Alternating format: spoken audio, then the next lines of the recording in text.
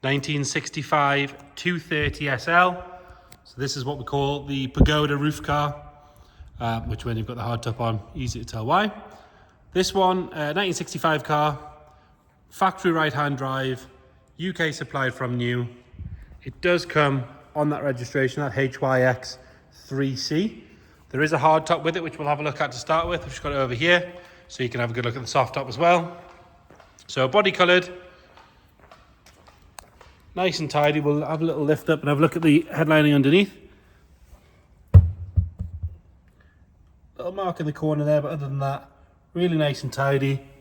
All the chrome trim on it, all the way around is lovely and clean. Windows are good. It goes on and off nice and easy. Those clasps are not seized up or anything like that. And the roof itself, all nice and clean and tidy. No ripples or dents or anything in it. A little bit of dust there, which we'll wipe off. But other than that, all very good.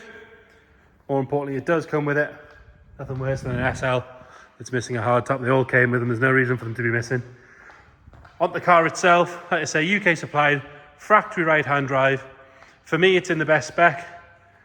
So off-white, black leather interior and the black hood, and body colour painted hubcaps as well. Got the soft top up, so we're going to have a good look around that. It's been in relatively regular use the last couple of weeks before it's come to us. I've briefly had it down the road, because you would. One of these comes in, you're not going to not take it down the road, eh? Drives beautifully, gearbox is nice, accelerates well, all that sort of stuff. We'll start by having a look on the driver's side. We'll do the body work, then we'll move on to the interior. Pop the camera underneath in a couple of spots, check the engine bay out, and then we'll get it fired up. Has been parked here for a little while, so we've left it to go nice and cold. If we start on the driver's side and we look down this side, you can see it's nice and straight all the way down. That body line is crisp all the way. It's not full of ripples, not full of filler. Behind the bumper down here, which normally can hide a bit of nastiness, is lovely and clean and tidy. Like I say, that body line, nice and sharp all the way down. We've got a tiny little mark just there. Rest of that front wing is all nice and tidy. Inside the arch is sharp all the way around. There's no sign of any corrosion. Normally what happens is you get some stone chips starting down the bottom here, which will turn into rust. But this one, as you can see, is lovely and clean. We're on 4 matching hubcaps with the painted centres. Again, it's perfect spec for me. And they're nice and tidy. We've got a little mark here where it's been clipped on something, but it is only minor. The rest of the hubcap, all nice. We're on a Michelin tyre on that one. Loads of tread left. It's still got the little spokes on them as well, so obviously sign of a relatively fresh tyre. Underneath from this point, you can see floor pan there, really nice and tidy. All the way along. Sill, apart from a little bit of road grime that we've missed, is nice and tidy. The rubber vent section here is open and nice and tidy as well. All the way along that sill, all good on there. Continuing our way down this side, you've got 2 chrome rubber strips. The rubber on the top one, so the bottom half is all chrome, the top one's got a rubber insert on it. Again, all nice along there. It's not dried out or perished. Quite often they can be quite wavy, but you can see on that one, lovely and straight all the way down. Panel gaps are nice and even. Driver's door, again, all good. We do have some door protectors on there, but they are just the sticky pad ones, so you can remove them quite easily.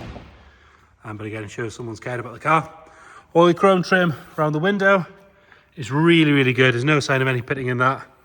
The windscreen trim has the odd little scratch here and there, but other than that, lovely and tidy. Member of the Mercedes-Benz club as well. Windscreen itself, all very good. Around the wing mirror, again, nice and tidy. As is around the handle. Normally you've got some scratches down here from people grabbing hold of it, but all very good on there. And then quite often you get some stone chips along here and on this bottom piece here, which will turn into rust. But again, as you can see, lovely and clean in there. And then the rest of the arch itself, you get your hand in behind there, it's sharp all the way around. It's not got blobs of filler or anything like that in it. Lovely and tidy on that. And then the top of that wheel arch and the rear quarter, again, very good. If we're being really, really picky, you've got the smallest little stone chip just there. But that's me being really, really picky. Another good wheel and tyre, another Michelin, so matching on this side. We'll check the rest as we go around. Lower half of that balancer there, again, all good. And there's this lip and this seam, which can quite often hide but a little bit of rust. as you can see on this one, clean and clear. Pop the camera underneath from here as well.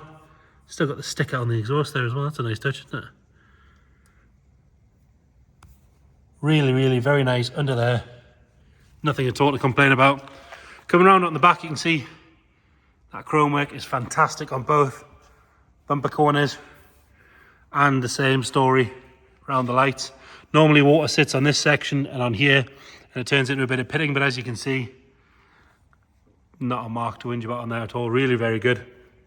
We've got a very small mark in the boot shut if we're going to be picky, so I'll pop that boot open and you can see just there, it's just had something shut on the boot at some point, but that is me being very picky.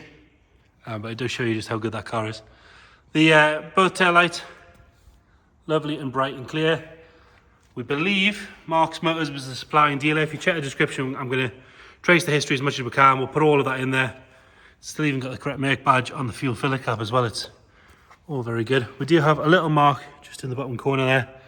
It's like almost like a little bit extra paint. One sort of flattened down. Boot lid itself, lovely and straight. There's no ripples or dents in that. Around the badge, nice and tidy. And again, these are quite hard to find because they're curved with the boot lid, if you notice. That one is all good. Correct badging on the left, 230 SL and automatic. We do have a tiny little mark in the paint. You can just see it on the camera there. Rest of the boot lid all nice and tidy. And then where it meets the soft top again, it's all good. Coming around on the passenger side, and again, if we look down this side, you can see lovely and straight. It's not full of ripples, not full of dents. That body line's nice and crisp. Lower half of that valance, again, lovely and sharp, as is this rear arch all the way around. No sign of any corrosion in the usual spots. Lovely and clean on the tyre and the wheel. Matching Michelin's, we're on 3 out of 4. If we skip ahead, so we're on 4 matching Michelin MXVPs, which are, I believe, the correct tyre for the car. You can see inside that arch again. I appreciate it's dark, but it's nice and tidy in there. We're gonna have another look underneath from here. You can see it's obviously not seen many wet days recently. If you look on the MOT history online, it goes all the way back to 2006 where those digital records started. Every single one of them is a green pass. No advisories apart from one, which is for a ball joint.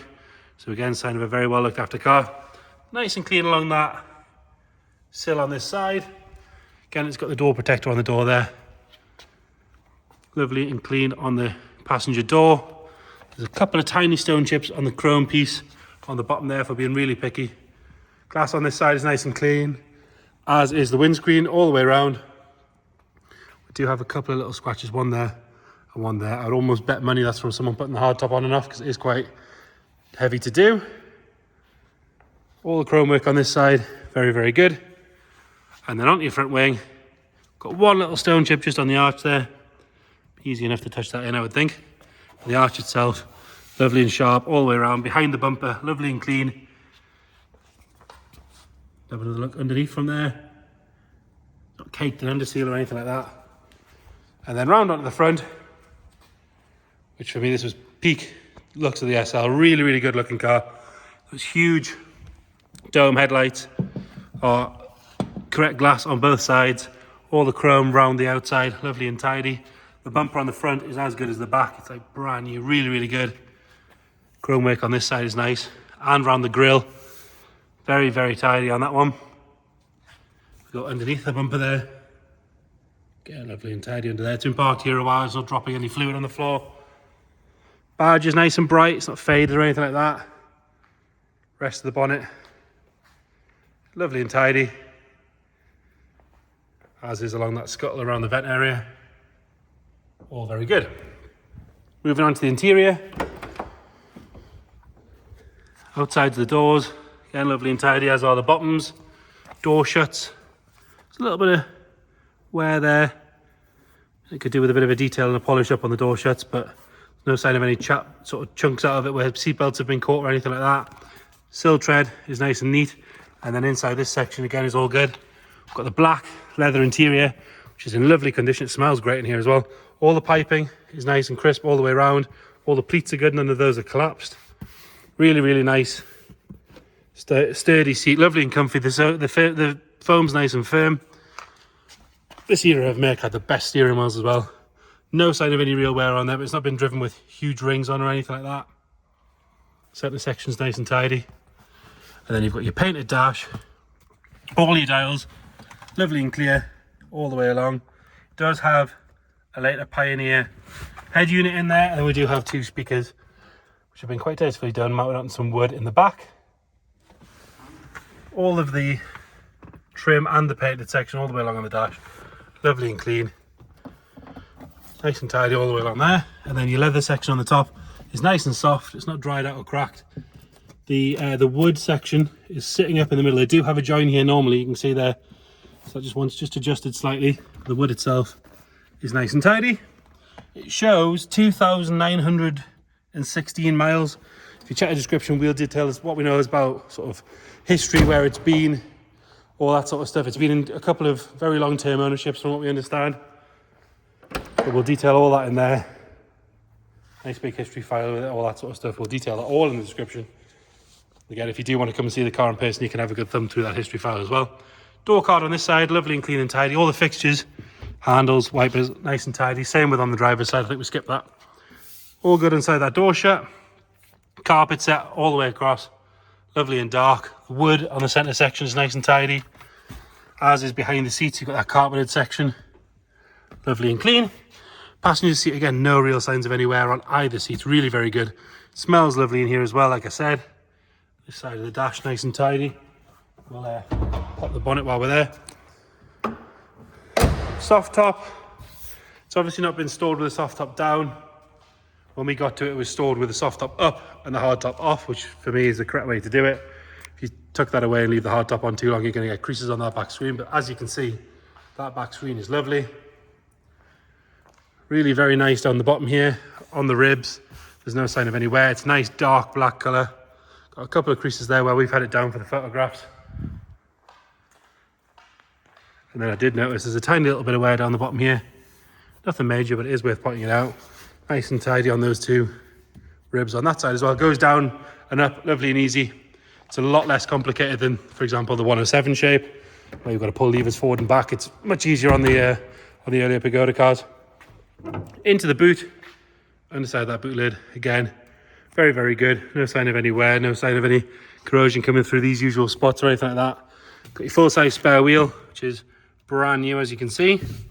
Carpet set, lovely and clean. Those inner wings are on the shock mounts, all very good. Lovely and tidy under there. If we lift the boot carpet, and again, look at that, very, very good under there. No sign of any patches or holes or anything like that, no trapped moisture. Boot shuts nice and evenly as well. Have to go around the passenger side to undo the catch. Gonna have some dodgy camera work while we try and get this up easily. Oh, that wasn't too bad, was it? There we go. So 2.3 litre, 6-cylinder engine, automatic gearbox. Inner wings and everything look all nice and neat. We still have the sound deadening on the bulkhead as well. Normally that's gone by now.